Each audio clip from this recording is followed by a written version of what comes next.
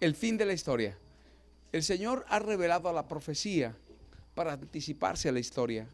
La historia es sencillamente el cumplimiento de la profecía y la profecía es la antesala de la historia.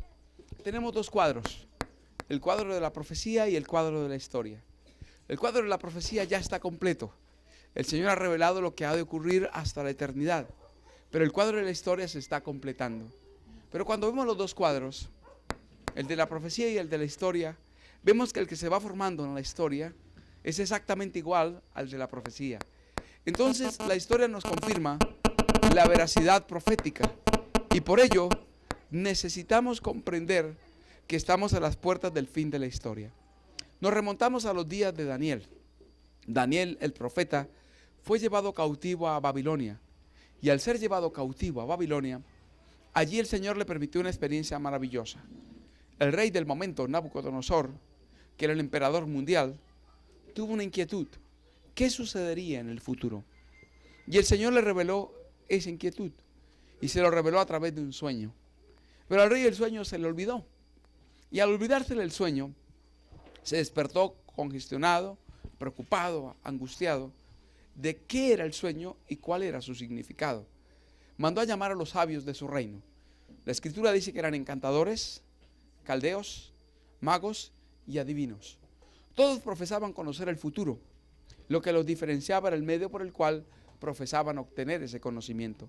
Los caldeos, por ejemplo, son los padres de la llamada alquimia, que dice que a través de la ciencia, especialmente de la alquimia, conocían el porvenir. Los encantadores decían tener contacto con los muertos y a través de ellos conocer el futuro. Otros eran los astrólogos, los que decían conocer el futuro a través de las estrellas y los astros. Y los magos, que a través de ritos y hechizos decían conocer el futuro. Cuando Daniel entonces recibe este llamado a ser muerto también con ellos, porque el rey ve que ellos son engañadores, ninguno de ellos pudo explicar el sueño. Cuando son presentados ante el rey, le preguntan, ¿qué tiene el rey? El rey dice, tuve un sueño que me impactó profundamente, pero me olvidé del sueño.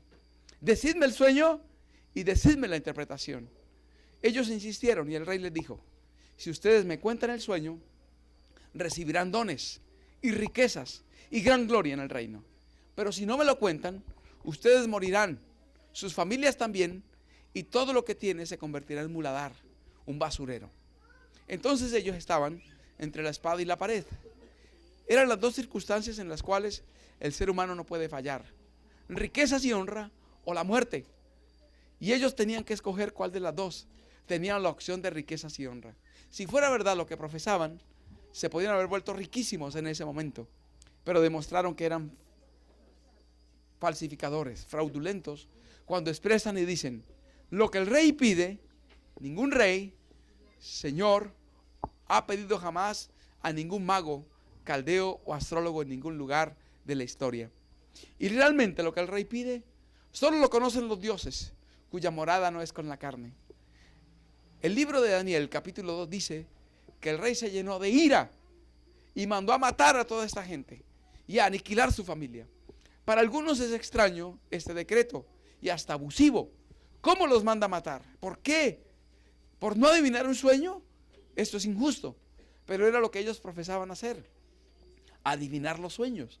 Ahora el Señor echó por tierra la sabiduría de Babilonia. La sabiduría de Babilonia es el engaño de todos los siglos. De allí viene la astrología, la lectura del horóscopo, la lectura de las cartas, la lectura del hígado, la lectura del café, la lectura del tabaco. Todo tiene su origen allá en Babilonia. Y hay dos tipos de estos engañadores. Unos embaucadores que dicen que saben y conocen del futuro, pero son falsificadores. Son gente que obtiene dinero de personas crédulas que manipulan con facilidad. Pero el otro grupo es un grupo de personas contactadas con demonios, que ellos tienen un conocimiento del pasado secreto de muchas personas. Los demonios que acompañaron a la persona a practicar el mal saben muy bien los secretos de cada persona. Y el diablo le revela esos secretos a las personas que están pactadas con los demonios. Por eso cuando la persona llega allí, le cuenta secretos de su vida que nadie más conoce.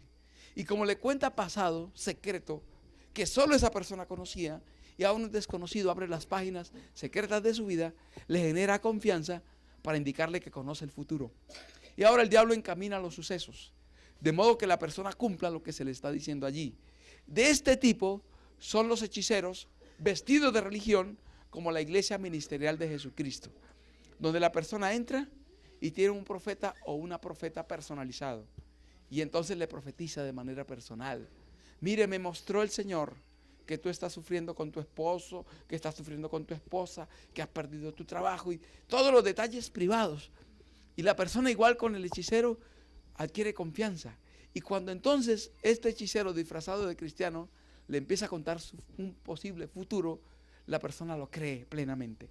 Y Satanás le encamina al igual que el hechicero. No sé si ustedes han notado el paralelismo que existe entre los anuncios de los brujos y los anuncios de los predicadores actuales.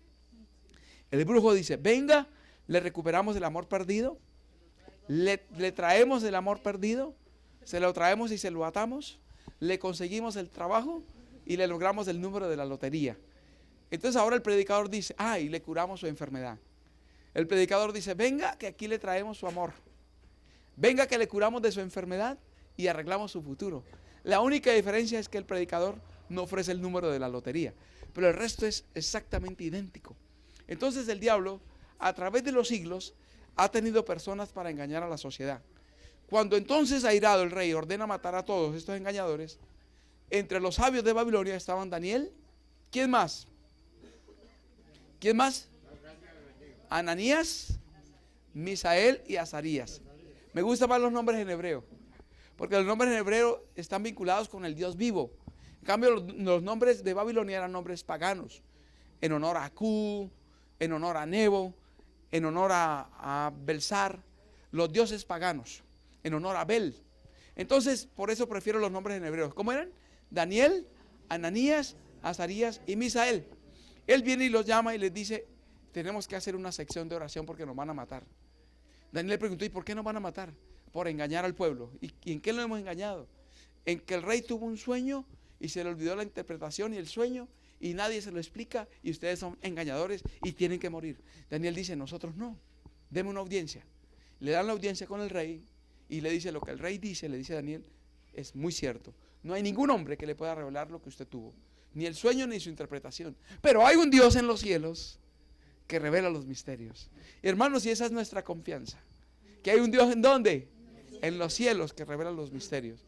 Entonces Daniel se va e invita a una sección de oración con sus amigos, y todos claman al Señor, y en sueños Dios le revela a Daniel la interpretación profética. Hay algo que todos nosotros debemos tener claros. Nosotros tenemos dos características que nos diferencian del mundo religioso: guardamos el santo sábado y somos vegetarianos. Uno nos vincula con Juan y el otro nos vincula con Daniel. Juan era guardador del sábado, y en sábado se le reveló el Apocalipsis. Apocalipsis 1:10 dice: estaba yo en el Espíritu en el día del Señor. El día del Señor allí mencionado, en el que estaba él, era en una condición de fervor tal en el sábado que estaba pensando en el diluvio. Estaba en la isla de Patmos preso, veía las olas del mar y él pensaba en el diluvio.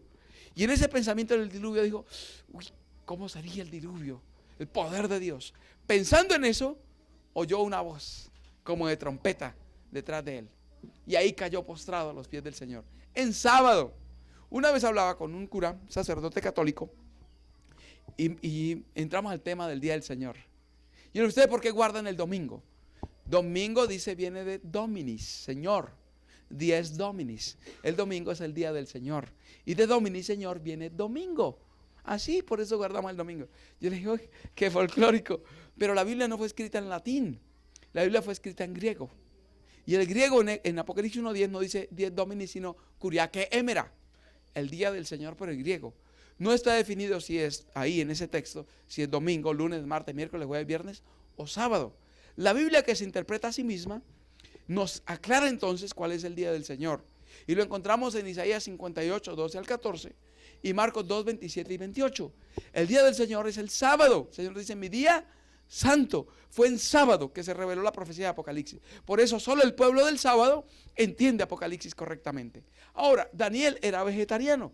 Daniel 1, 8 en adelante. No comió la comida del rey, sino pidió solo legumbres a comer y agua a beber. La palabra legumbres viene del hebreo seroín, y el término seroín significa cosa verde. Entonces él pidió comida vegetariana como alimento y agua como bebida. Era vegetariano. Por eso la comprensión correcta de Daniel solo la puede tener el pueblo vegetariano.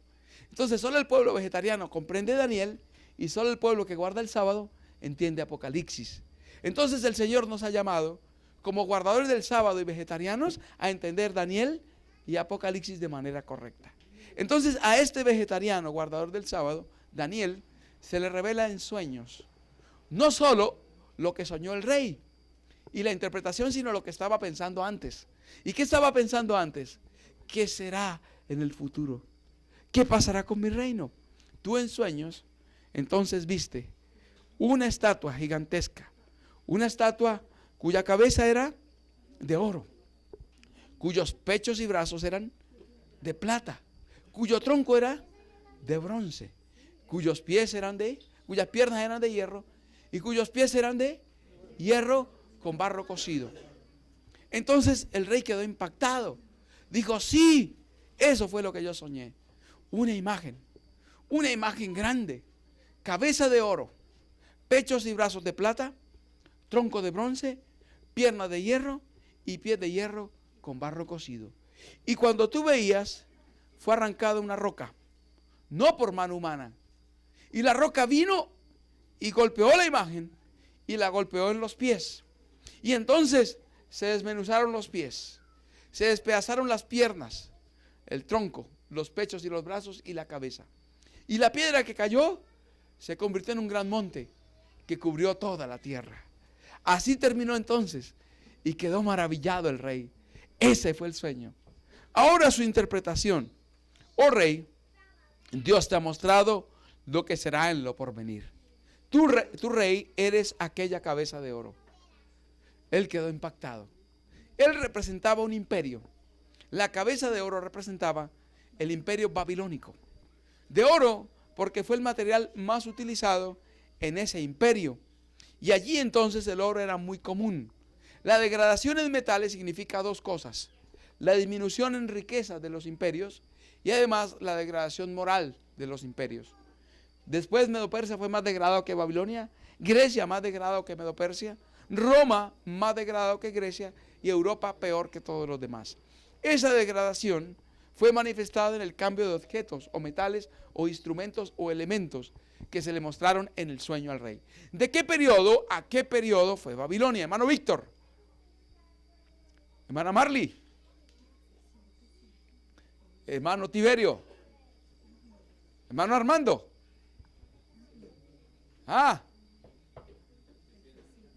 Hermano Ever. 603. ¿Está correcta la fecha de hermano Ever? 606. 606 al año 538 fue el periodo de mayor dominio del imperio babilónico, desde Nabucodonosor hasta Belsasar. En ese periodo de tiempo, que abarca prácticamente la vida de un hombre, Daniel, 70 años, casi 70 años, vino el imperio de su gloria, de su gran grandeza, de su poder glorioso, de su grandeza, de su imagen maravillosa, a su decadencia. Y aquí termina. Luego los pechos y los brazos de plata representaba a los medos y a los persas, dos reinos unidos en uno, uno más fuerte que el otro. Generalmente tenemos un brazo más fuerte que el otro. Algunos son zurdos, otros somos diestros. Generalmente el brazo derecho es el más fuerte. Eso representaba los dos brazos, Medo-Persia, dos reinos unidos en uno. Y luego el tronco, Grecia. Grecia viene a reemplazar a Medo-Persia. La zona de representación de bronce estaba vinculado con dos aspectos. La zona, el bajo vientre, la zona de las pasiones humanas, lo que representaba que iba a ser un imperio dedicado a las pasiones. Y el bronce, el metal, representaba la gloria del arte que tendría ese imperio. También entonces los cascos y escudos de Grecia eran específicamente de ese material, del bronce. Luego vendrían las piernas. Entonces, Medo-Persia, ¿qué año, hermano David?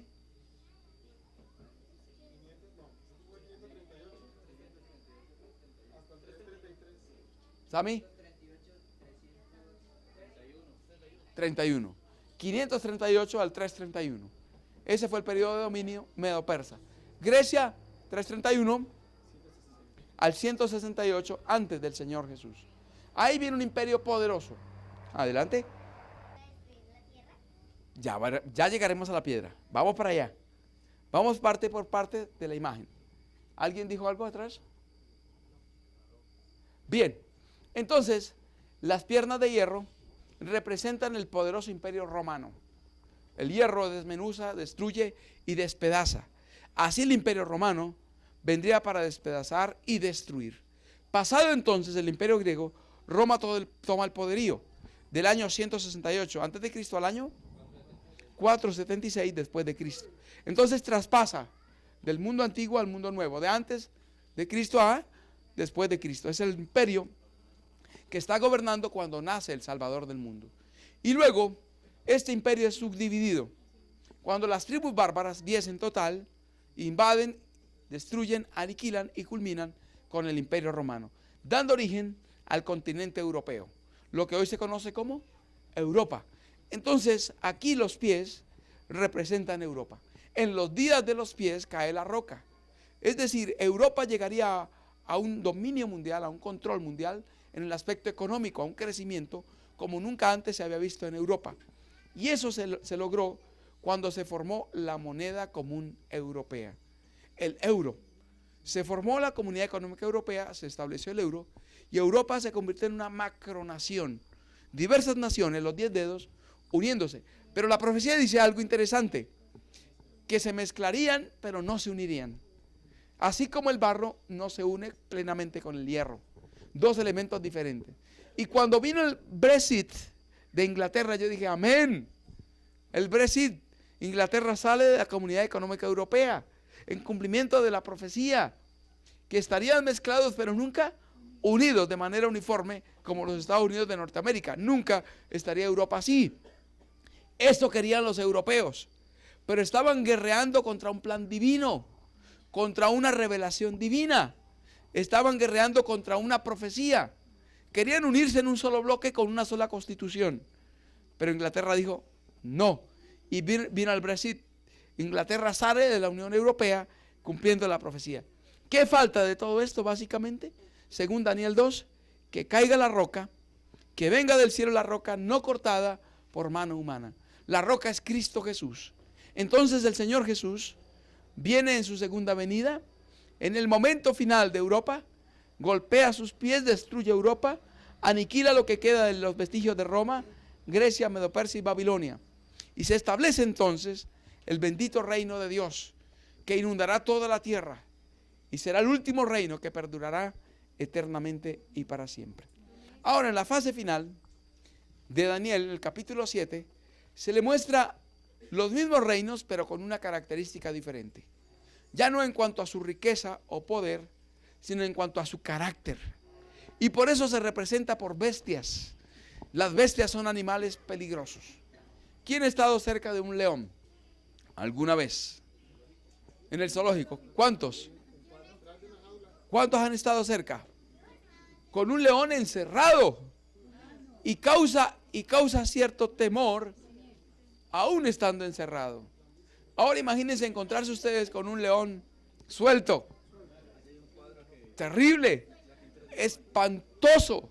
Muy espantoso. Realmente debe ser algo tremendo. En Venezuela estábamos en un zoológico con un grupo de hermanos cuando un misionero se acercó mucho a la jaula del león. Y el león, antes de atacar, hace algo. Abrió sus piernas y orinó en el pecho del misionero. Primero marca su territorio. Lo orinó, y el orín del león es bastante feo. Cualquier orín es feo, pero el del león es peor. Algunos hermanos dicen que hay unas zonas de Estados Unidos donde hay panteras y que si huele a orín fuerte, no salga. Que si la pantera vino a su casa y se fue, tranquilo. Pero que si huele a orín en el patio de su casa y hubo una pantera por allí, no salga. Con el orín ellos marcan su territorio. Si usted sale, la pantera se sentirá invadida y le atacará. Tiene que llamar a las autoridades. FEMA le llaman ellos, la autoridad que se encarga de eso. Y se llevan la pantera. A mí la atrapan y se la llevan. Bien, el león es fiero, pero ahora más peligroso un león con alas. Ustedes han estado cerca de un cóndor. Yo vi un cóndor más o menos de este tamaño. Impactante verlo. Ahora ese animal fuera de la jaula. Y viene un animal, yo creo que era como un águila, pero gigantesco. Calculo, sin temor a exagerar, que las alas llegaban desde allá casi hasta el otro extremo. Por lo menos hasta el bombillo. Mira arriba ese animal sobre mí. Impactante. Ahora un león con alas. Esto representa la rapidez del imperio babilónico. Tenía una velocidad tremenda para atacar. Con mucha rapidez atacaba y eliminaba a sus enemigos. Y el león, la fiereza que tenía el imperio babilónico en los días de Nabucodonosor especialmente. Pero la profecía dice que se le quitó su corazón de león y quedó sobre sus pies como corazón de hombre. Lo que representa la decadencia en la fortaleza y el vigor de los reyes babilónicos. La decadencia de la fortaleza de Nabucodonosor a Belsasar, que ocupado en una borrachera no estuvo listo para enfrentar los enemigos. Luego viene entonces el imperio medo-persa. Ahora con 3 costillas. Las 3 costillas en su boca, que eran Babilonia, Lidia y Egipto. Ahora, igual que los pechos y brazos, se representaban los 2 imperios unidos por el hecho de que el oso cojeaba. Al cojear, indicaba que tenía una pierna más fuerte que otra, lo mismo que los 2 brazos. Y las 3 costillas destruyó a Babilonia, Lidia y Egipto. El oso tiene una capacidad especial de atacar con sus garras y es rapaz, es ladrón. Así era este imperio, el imperio medo-persa, con su capacidad voraz, terrible para robar. ¿Me hace un favor, Rorito? Traje un obsequio maravilloso de Sogamoso. Tenemos allá la sede de los pintores de la Reforma. Me dijo, mira, te hice este cuadro para que lo uses en tus conferencias. No vamos a perder la oportunidad. Me llamó la atención la fiereza de este león. Más impactante que el otro, ¿sí o no? Y este es una fiera terrible. Aquí Daniel se ve diminuto, el león, y aquí también tiene las 3 costillas el oso. Medo-Persia. Y luego viene el leopardo. El leopardo que ahora tiene una característica. Tiene 4 cabezas y tiene no 2 alas sino 4. El leopardo es tremendamente veloz. Es tal vez el animal más veloz de los felinos. Pero no bastaba que fuera un animal por naturaleza veloz. Tenía que ser más veloz y por eso se le puso alas. Pero no bastaban 2, sino que había que colocarle 4. Y era la velocidad del leopardo. Una velocidad tremenda. Así era el ataque de Alejandro Magno. Un hombre que admiró al mundo con sus estrategias bélicas. Desde muy pequeño se le vio la habilidad guerrera que iba a tener. En una oportunidad, el caballo que nadie domaba, Alejandro lo domó. Cuando todos se montaban por el lado equivocado. La sombra hacía notar al caballo que venía alguien a montarse y el caballo se asustaba. Alejandro notó eso, aún a su corta edad, lo giró hacia otro lado que no viera su sombra, lo montó y lo domó. Desde allí en adelante empezó a manifestar actitudes que otros seres humanos no manifestaron. Pero al igual, el tronco de bronce, las pasiones, este hombre se cuenta que fue uno de los primeros generales famosos en ser homosexual. Tuvo de amantes varios de sus generales en su degradación y pecaminosidad. Y él muere, y entonces las 4 cabezas eran los 4 generales que quedarían reemplazando a Alejandro Magno, aspecto que veremos más adelante. Luego viene la bestia espantosa. Así la pintó Nicolás. Un poco diferente a las que siempre pintan, ¿no? Porque no dice qué tipo de bestia era. Solo dice bestia espantosa.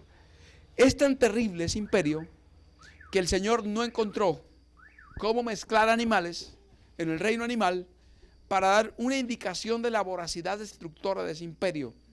Y esto representa entonces el imperio romano. Tenía sus uñas de hierro y sus dientes de hierro también, con una voracidad terrible. Dice que todo lo despedazaba, lo trituraba y lo que quedaba las sobras lo hollaba con sus pies. Era capaz de destruir donde quiera. Atacó a Palestina, tomó a Israel y encontramos que era el imperio que dominaba cuando vivía el Salvador. Es el mismo imperio que mató al Señor Jesús. El romanismo enseña que los judíos mataron a Jesús, pero no, la Biblia que nos enseña que al Señor Jesús lo mataron los romanos. Hubo influencia judía, pero realmente ¿quién lo mató? Los romanos. Los romanos son los asesinos del Salvador. Y son los asesinos del evangelio del Salvador. Por eso lo más opuesto al amor es Roma. ¿Se han notado, no? Roma al revés, ¿qué es? Amor. Y amor al revés, ¿qué es? Roma.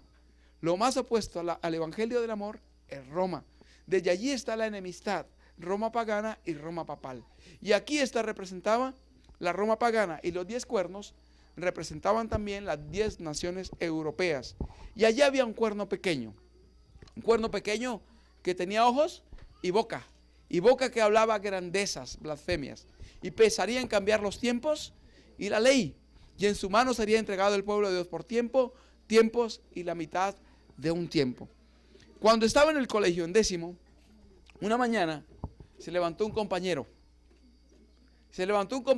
y leyó Génesis 1. Desde ahí he visto que Génesis es clave para muchas cosas. Y cuando él cita Génesis 1, dice, ¿qué fue primero? ¿La luz o las tinieblas? ¿Qué fue primero? ¿Las tinieblas o la luz? Las tinieblas.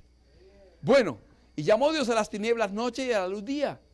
Entonces él pregunta, ¿qué fue primero, la noche o el día? Wow, por primera vez en mi vida escuchaba eso.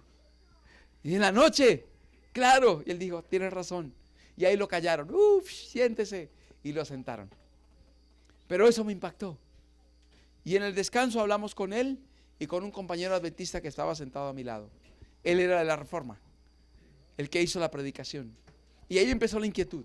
Y me regaló el conflicto de los siglos. Y empecé a leer. Y ahí entonces empezó la inquietud por esta profecía. Los tiempos y la ley. Los tiempos. Ustedes han notado los meses, ¿no? Diciembre, ¿qué mes es? 12. ¿Pero diciembre viene de 12? De 10. Noviembre, que es el 11º mes, viene de 9. Octubre, que es el 10º de este calendario, viene de ¿qué? De 8. Y septiembre viene de 7. Tremendo. O sea que ni los romanos tenían este calendario. Ellos tenían septiembre era el 7º mes, octubre el 8º, noviembre el 9º y diciembre era el 10º. Enero era el 11º y a febrero era el 12º. Estaría hasta ahora por acabar el año romano. Parecido lo tenía Israel. Adar, que era el 12º mes, era entre febrero y marzo. Y Abib o Nisan entre marzo y abril. Por eso este año, a finales de marzo, se está celebrando la Pascua, que es la llamada Semana Santa. Entonces, y había 2 meses que no tenían los nombres que hoy tienen. Es lo que hoy llamamos julio. ¿Cómo se llamaba ese mes? El anterior a julio. No, julio y agosto. Esos 2 meses no existían. Julio se llamaba Quintilius, o sea, era el 5º mes. Pero un hombre llamado Julio César hizo investigaciones y guiado por algunos sabios estableció un calendario que se llama el calendario juliano. Juliano. Y él dijo, bueno, yo hice este calendario y en honor a mí voy a colocar este mes julio. Y ahí surgió ¿qué? Julio. Ya no había Quintilius. Ya ese mes desapareció. Pero como yo soy grande, mi mes debe tener más días que el de los demás. Entonces, ¿qué hizo? ¿Qué hizo? Mi mes tendrá 31 días. 31 días. Entonces le quitaré un día a algún mes. ¿Y quién sufrió? Febrero. Y febrero quedó con 29. Ahora, posteriormente vino un hombre llamado Octavio. Y Octavio se le hizo llamar Augusto, sagrado o grande. Y él, como yo soy Augusto, entonces un mes se pondrá a mi nombre. Se llama agosto. Sistilios, el 6º mes, será mi mes. Ya no se llama Sistilio, sino agosto. Y yo no soy menor que Julio. Yo soy igual de grande que él y más grande. Entonces mi mes también debe tener 31. Y ahí vino el mes de agosto con 31 días. ¿Y a quién le quitó el otro? Pues a febrero. Entonces ahora quedó de 28. De esa manera febrero quedó de 28. Y ahí viene el calendario juliano. Pero luego el Papa Gregorio, el 5 de octubre de 1582, establece un nuevo calendario que se llama gregoriano. Y en el calendario gregoriano ya no se hace como en Israel. En Israel el año era lunar. Por eso ellos cada mes celebraban la luna nueva. El nuevo mes, luna nueva, empezaba el mes, calendario lunar. Pero ahora los griegos, los romanos, tomados de los egipcios y ellos de los babilonios, tenían el año solar. Y ahora Gregorio entonces establece el año solar.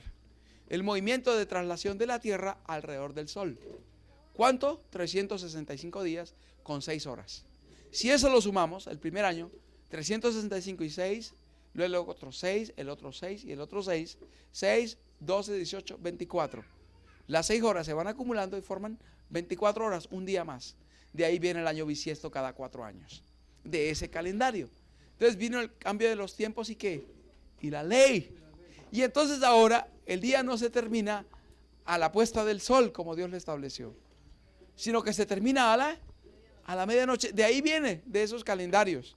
No del bíblico, sino del juliano y luego del gregoriano. Los cambios en los tiempos y ¿qué? Y en la ley.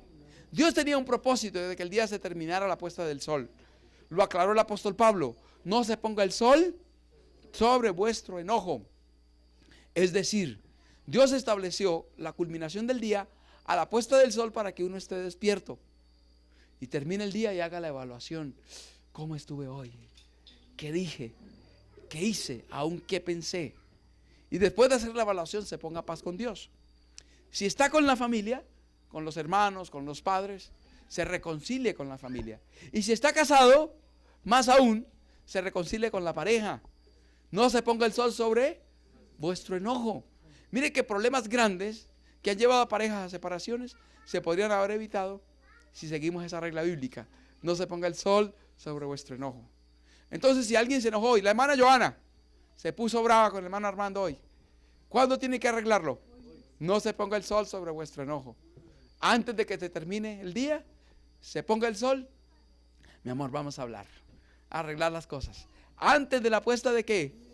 Del sol. Hay parejas que han pasado días y hasta semanas peleados. He notado casos así. El hermano Aníbal nos contaba que él estuvo en un retiro de parejas católico en Antioquia. Y yo creo que esa es la pareja que tiene el récord Guinness. 4 años, una pareja sin hablarse. Estaban en el retiro. Lo asombroso es que tuvieron 2 hijos en esos 4 años. Pero no se hablaban. No se hablaban. Entonces, tremenda la cosa, pero no se hablaban. Entonces, ahí en esa situación, esas cosas son las que Dios quiere evitar. No se ponga el sol sobre ¿qué? Sobre vuestro enojo. Por eso el día termina a la puesta del sol, ni siquiera a las 6. Los pioneros adventistas empezaron a guardar el sábado de 6 a 6, de 6 a 6, hasta 1855. Cuando investigando, dijeron, no es a las 6, ¿es a qué? A la puesta del sol. Por eso hay hermanos en Europa que reciben y despiden el Santo Sábado a las 10. La hora más tardía lo hice alguna vez en San Andrés, 7:30, 7:45. Recibimos y despedimos Santo Sábado. Solo a esa hora se ponía el sol. Entonces es a la puesta del sol y no a las 6. Y es para que nosotros evaluemos, no a la medianoche. Pero con el calendario juliano y sobre todo el gregoriano, ahora es a la medianoche. Cambiaría los tiempos y ¿qué? Los tiempos y la ley. Yo recuerdo la experiencia en cuanto a la ley en los retiros preseminaristas. Ya él era el último retiro y ahí se definía si pasaba al seminario o no. Y vino la opción de una pregunta. El sacerdote vocacional Gustavo Piedrahita, de los misioneros de Yarumal, Antioquia. ¿Hay alguna pregunta, muchachos? Había conmigo 28 preseminaristas. Y dije, yo tengo una, Gustavo. Estaba leyendo el conflicto. Y dije, si la Biblia prohíbe las imágenes, ¿por qué la iglesia las admite? Hubo una discusión como de 3 horas. Algunos sacaron la cartera y sacaban la foto de la mamá. ¿Usted no tiene fotos de su mamá en la cartera? Es lo mismo. Y las defensas que siempre escuchamos de la adoración de imágenes. Veneración y adoración, que es la diferencia de palabras. Todo eso. Lo asombroso es cuando él culmina. Cuando él culmina, dice, muchachos, les voy a decir algo claramente. Todas las imágenes deberían ser recogidas y echadas al caneco de la basura. No sirven para nada. Eso nosotros, y ustedes deben saberlo, ustedes van a ser sacerdotes. Eso nosotros los sacerdotes lo llamamos religiosidad popular. Eso lo cree la gente que no conoce de teología. Ellos, el común de la gente, toca las imágenes, se hace, pero eso no es nada. Para nosotros eso es lo mismo que una pared. Pero si y entonces me surgió otra inquietud. Gustavo, ¿por qué no le dicen eso a la gente? Y lo que dijo fue definitivo, para no seguir allá. Si le dijéramos la verdad a la gente, se darían cuenta que han estado engañados mucho tiempo. Yo dije, hasta aquí llegó mi carrera sacerdotal. No dije más nada. No pude decir más nada. Yo dije, terrible. ¿Saben que están engañando a la gente? Y lo siguen haciendo. Ahí regresé al pueblo, me despedí del grupo juvenil y salí a buscar la iglesia del Señor. Hermanos, cambiaré los tiempos y la ley. El ataque a la ley de Dios, al segundo mandamiento. Lo eliminaron y en el catecismo no aparece. Y en lugar de colocar la santificación del sábado, colocaron santificar las fiestas. Entonces los tiempos y la ley fueron cambiados. Y persiguió a la iglesia de Dios por tiempos y la mitad de un tiempo. Cuando en hebreo no aparece el número, significa que son dos. Entonces un tiempo, 2 tiempos y medio tiempo. 3 tiempos y medio. Así se señalan los 1260 años de la persecución cristiana, donde murieron multitudes de cristianos. El hermano Edison Lugo preguntaba esta mañana, más o menos ¿cuántos cristianos aseguraron su salvación? ¿Alguien tiene una idea? El número más correcto que he leído son 100 millones de mártires. Y esos los mártires. Hubo muchos como Lutero o Wycliffe que Dios no les permitió que los mataran, sino que murieron de muerte natural. Millones y millones de hombres y mujeres que durante ese tiempo de persecución entregaron su vida al Salvador. Así termina la profecía de Daniel 7, nos habla de la destrucción del cuerno pequeño, del papado, que es el cuerno pequeño, y la destrucción de la bestia, que es Roma, y la destrucción de todos los imperios que allí aparecen, y el establecimiento del reino de Dios. Ahora entramos al capítulo 8. ¿Qué hay en el capítulo 8, hermano David? ¿Qué hay? ¿Qué hay? Un macho cabrío. Aquí tenemos la idea de un macho cabrío.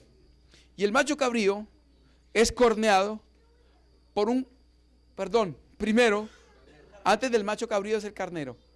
¿De acuerdo, hermano David? ¿Qué es primero? El carnero. Aquí tenemos el carnero. El carnero de 2 cuernos. Miren ustedes que en Daniel 7 aparece león, leopardo, ¿qué más? Oso y una bestia espantosa. Animales fieros e inmundos. Pero en Daniel capítulo 8 aparecen los animales del santuario. El carnero, el macho cabrío pueden ser utilizados en sacrificio. Porque en el capítulo 8 retomamos el hebreo. La Biblia fue escrita en griego, hebreo y arameo. ¿Cuál es la parte aramea?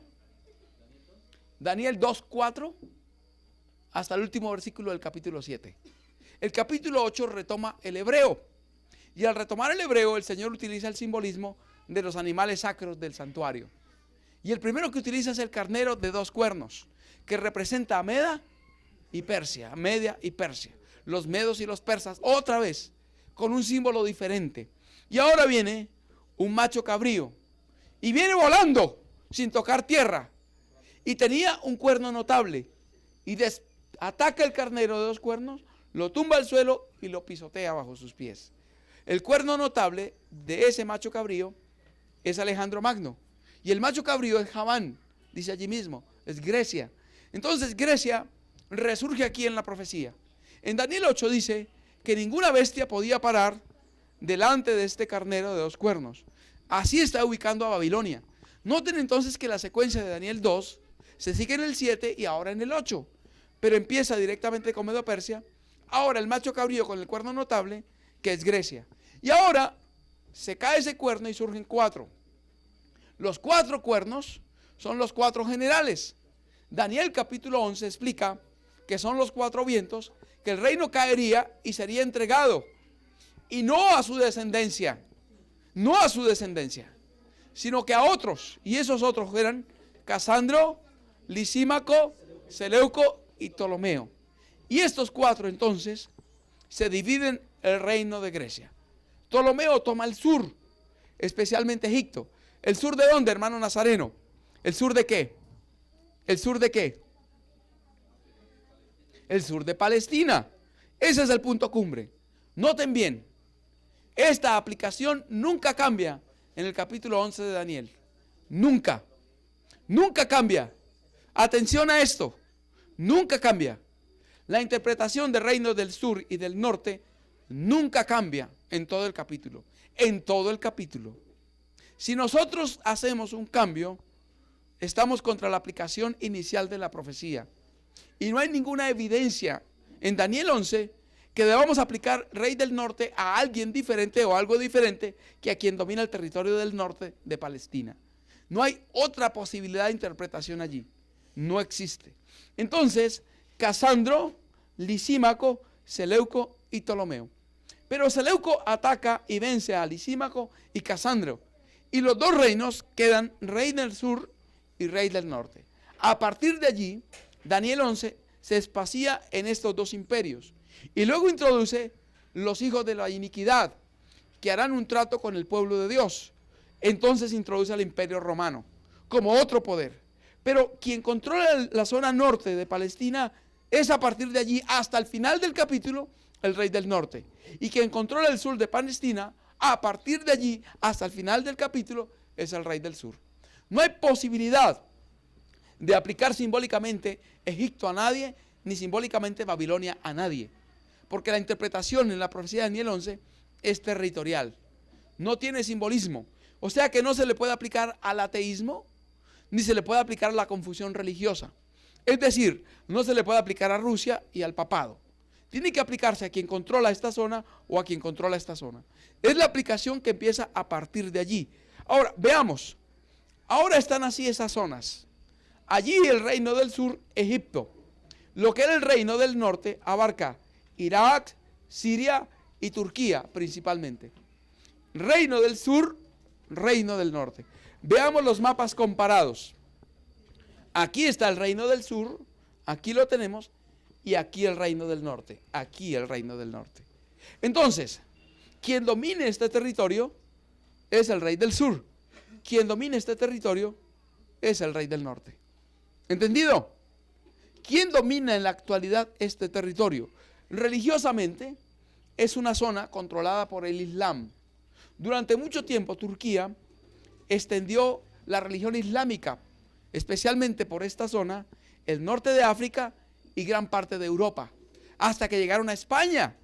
Y en España nos dejaron algunas cosas, como que la guitarra es de origen árabe y traída por los árabes a España. Algunas palabras como ojalá, ojalá, ojalá, como hablan ellos, ¿no? Todo raro así, ojalá, como si tuvieran un problema en la garganta, los árabes. Ojalá, bueno, ojalá. Ojalá significa Alá quiera y quedó en el español. Entonces, siempre que yo puedo lo evito.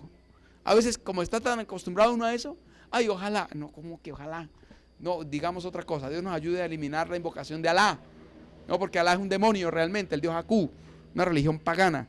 El Islam no es otro tipo de religión correcta o adecuada, no, es un paganismo disfrazado de una religión monoteísta, pero es paganismo. Entonces, y de ahí viene el ataque de los árabes.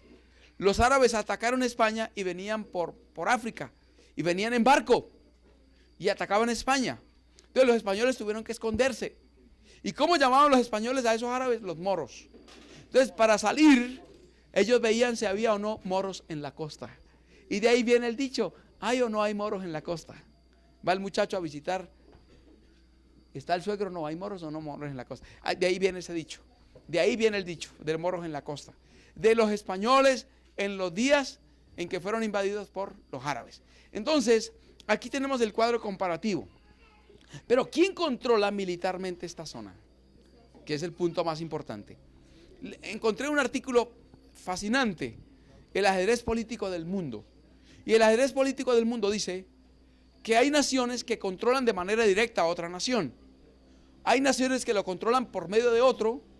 Hay naciones que las controlan por medio de movimientos guerrilleros o bélicos que introducen en esas naciones. Y hay zonas que controlan por el establecimiento de bases militares.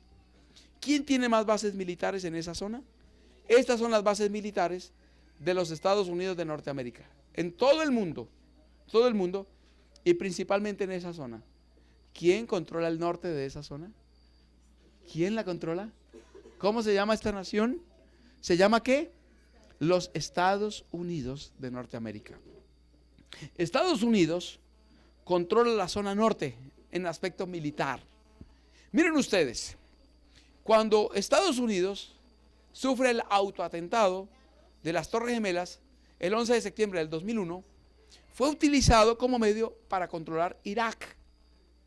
¿Y por qué Irak? Por el petróleo de Irak. La astucia que utilizaron fue arguir que Irak poseía armas químicas. ¿Y era cierto? No. Ya fueron desclasificados los informes de Irak. ¿Y qué tuvo que reconocer en un libro el señor George W. Bush, el presidente de los Estados Unidos en ese momento? Que era falso, que fue solo una estrategia para apoderarse de Irak. ¿Quién entonces tomó el control de Irak? ¿Quién? Los Estados Unidos de Norteamérica. Siria, Bashar al-Assad, aliado de Rusia, no amigo de Estados Unidos, controlaba Siria, pero ahora Estados Unidos quiso el control de Siria y utilizó el movimiento ISIS y otros movimientos terroristas para atacar el gobierno de Siria. Ahora vino una desbandada y una mortandad que ya vimos en las ilustraciones de esta mañana, como está Siria casi devastada. Pero un dato interesante: desde finales de diciembre del año pasado, el ejército ruso se está retirando de Siria. ¿Quién está quedando ahora con las puertas abiertas para controlar allí? Los Estados Unidos de Norteamérica. ¿Qué nación le falta tomar control y dominio completo? Solamente Turquía. Irak, Siria y Turquía. Los mismos países bañados por el río Éufrates. Y entonces aquí encontramos Apocalipsis 16, que se entrelaza. Miren un dato interesante. Si ustedes miran Daniel y Apocalipsis, la sierva del Señor dice que Daniel es profecía y Apocalipsis revelación, es decir, la explicación de Daniel. Encontramos a Babilonia, Medo-Persia, Grecia y Roma pagana en Apocalipsis 13. La bestia de Apocalipsis 13 está allí mezclada. ¿Qué tiene? Patas de oso. ¿Qué parece? Un leopardo. ¿Boca de qué? ¿Boca de qué? De león. Y tiene 7 cabezas y ¿cuántos cuernos? 10. Es la amalgamación de Daniel capítulo 7. Pero ahora viene una nueva bestia en Apocalipsis 13, 11 en adelante. Se llama Estados Unidos de Norteamérica. Vemos allí en Apocalipsis 12 el paganismo, Roma pagana. En Apocalipsis 13, Roma papal. Daniel 7, la última bestia. Pero ahora, en el verso 11 de Apocalipsis 13, encontramos a los Estados Unidos. ¿Dónde están los Estados Unidos en Daniel? ¿Dónde está? ¿Dónde está? Miren, en Apocalipsis 11 está la Revolución Francesa. ¿Está eso en Daniel? No está en Daniel 2. No está en Daniel 7. No está en Daniel 8. ¿Dónde está? En Daniel 11. Apocalipsis 11 está en Daniel 11. La Revolución Francesa. No está en otro capítulo. ¿Está en dónde? Está en Daniel 11. Ahora, Apocalipsis 13, 11 en adelante, que es la fase final, el último poder que utilizará el diablo. Apocalipsis 12 utilizó al paganismo. Apocalipsis 13 utiliza al papado, verso 1 al 10. Pero el último poder que utiliza Satanás es del verso 11 al 18 y es de los Estados Unidos de Norteamérica, en alianza y en beneficio del papado. Pero el instrumento directo, ¿cuál es?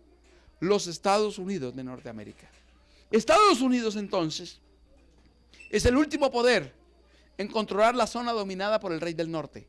Por lo tanto, de acuerdo a la interpretación secuencial de todo el capítulo, el último rey del norte es los Estados Unidos de Norteamérica. Pero ¿qué dice la profecía en los versos finales? Durante un tiempo fue Turquía. ¿Por qué? ¿Por qué fue Turquía el rey del norte? ¿Por qué? Porque dominaba ¿qué? El territorio del norte. Aquí, toda esta zona que controlaba Casandro, Lisímaco y Seleuco, toda la tomó Seleuco. Y al controlar acá, Turquía entonces, al tener su imperio, al norte de Palestina, llegó a ser ¿qué? El rey del norte. Hubo un caso interesante en 1888. Hay 3 cosas que tienen que unirse: la lluvia tardía, el inicio del fuerte pregón, la ley dominical, Daniel 11. Y estos tres aspectos confluyen para que se dé el fin de la gracia. Lluvia tardía, ley dominical y culminación de Daniel 11. La sierva del Señor dice que si en el 88 la iglesia adventista del séptimo día acepta la justicia por la fe, 2 años después había terminado la obra. Es decir, se había dado la ley dominical, estaba en proceso. La ley azul estaba en proceso. Y el pastor Alonzo T. Jones, el hermano Jones, fue al Senado americano para defender el sábado. ¿Estaba en proceso la ley dominical también? Sí. ¿Y estaba en proceso Daniel? Sí. Pero no se dio. No se dio. No se dio porque el pueblo adventista, a quien se le envió la justificación por la fe, no la aceptó y la lluvia tardía no le llegó a ellos. Ya no tienen la oportunidad ellos. No se dio. Ya no es esa la iglesia de Dios. Ahora, quien era el rey del norte allá para 1890, ya no es. Ya no será el que cierra el capítulo final. Es el que está en este tiempo. Cuando la ley dominical está por darse y la lluvia tardía está por caer sobre el pueblo de Dios. En este momento entonces, los tres elementos se están uniendo. Ahora, ¿qué nos establece esto? Que el rey del norte establecerá sus tiendas en el monte deseable del santuario entre los dos mares. Daniel 9:16, el contexto del mismo profeta, dice: Jerusalén, tu santo monte. ¿Cuál es en el contexto del profeta Daniel el santo monte? Es Jerusalén. En el contexto del mismo profeta. La Biblia en el aspecto profético tiene que analizarse así. Cuando hay una profecía, el simbolismo debe explicarlo el mismo profeta. Si él no lo explica, debe explicarlo otro profeta. Y si ninguno de los profetas lo explica, debe estar en otro libro de las Escrituras.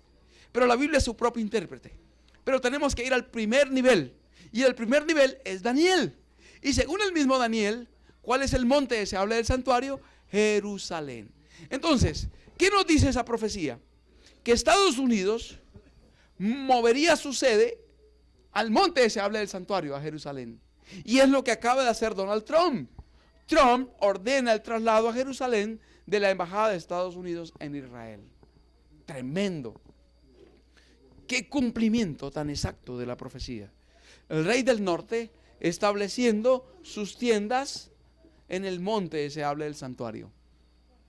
Delante del mundo entero ha ocurrido esto. Para algunos, una noticia más. Para otros, geopolíticamente una noticia tremenda. Pero para mí, a la luz de lo que está escrito, es el cumplimiento de Daniel 11:45, su parte inicial. ¿Qué nos espera entonces? ¿Qué nos espera? De acuerdo a lo que se está dando.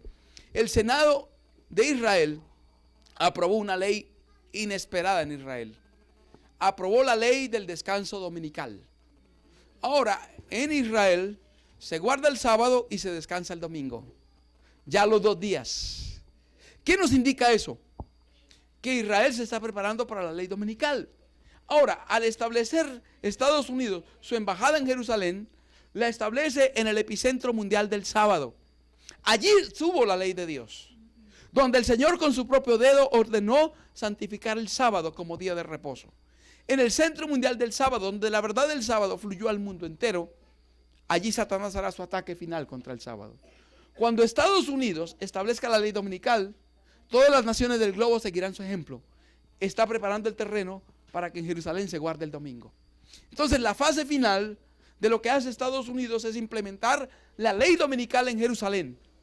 Y una vez haga eso, verso 45, fase final, entonces vendrá su destrucción y no tendrá quien le ayude. La sierva del Señor dice en Maranata: a la apostasía nacional, la ley dominical, le sigue la ruina nacional. Entonces, cuando Estados Unidos haga eso, tanto en Estados Unidos como en Jerusalén, Estados Unidos, el centro mundial de la libertad religiosa, establece la imposición de la marca de la bestia y se quita la libertad religiosa y lo impone en Estados Unidos y lo impone en Jerusalén, el centro mundial del sábado. Y entonces, al hacer eso, se declara en guerra directa contra el cielo. Vendrá su destrucción y no tendrá quien le ayude. Daniel 12:1. Se levantará Miguel, el gran príncipe que está de parte de los hijos de tu pueblo, y será tiempo de angustia cual nunca fue desde que existe nación sobre la tierra. Mas en aquel tiempo será libertado tu pueblo, todos los que se hallaron escritos en el libro para vida. Apreciados, todo se está dando. Las profecías se están cumpliendo ante nuestra vista. El tiempo de gracia está por cerrarse. La culminación de la historia está a las puertas. El Señor viene y viene pronto. El pueblo de Dios en este momento debe estarse uniendo bajo la dirección del Espíritu de Dios para clamar por la lluvia tardía, para salir a dar el fuerte pregón y que estos sucesos se cierren para el regreso del Señor. Que Dios nos ayude a despertar. Hermanos, cuando esto ocurrió, el mundo se conmocionó. Yo estuve viendo noticias hace algunos días, videos. La última intifada, que es la ira santa, como lo llaman los musulmanes.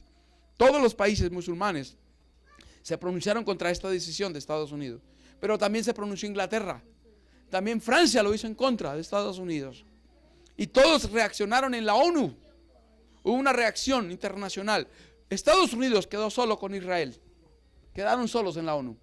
Recientemente otro país, o Guatemala o Honduras, Honduras apoyó la decisión. Y Benjamín Netanyahu, el primer ministro de Israel, celebra que Jerusalén haya sido reconocido como capital. Hay un dato tremendo. Mire cómo el Señor ha detenido los vientos.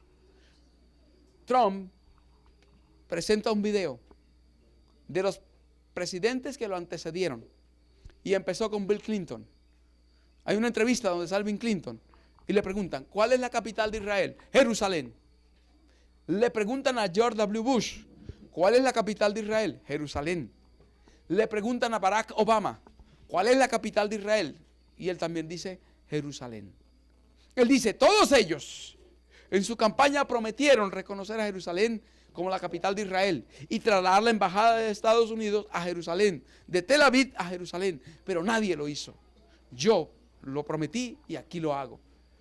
No es porque Él sea más que los otros, sino porque ha llegado el tiempo que esto se cumpla.